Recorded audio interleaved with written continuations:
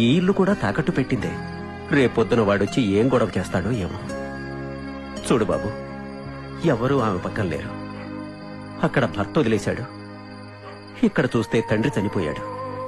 ఇల్లు కూడా లేకుండా పాపం అమాయకం పిల్ల ఈ ఊర్లో ఎలా బతుకుతుందో ఏమో. ఏమైనా చెయ్యాలనుకున్నా చేసే శక్తి నాకు లేదు. ఇంట్లో నా భార్యని ఎదిరించే ధైర్యం లేదు.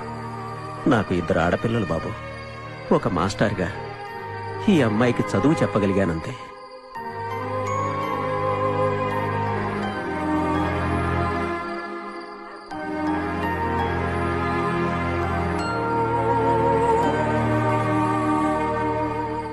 మిమ్మల్ని చూసుకోవడానికి ఇక్కడ ఎవరు లేరు.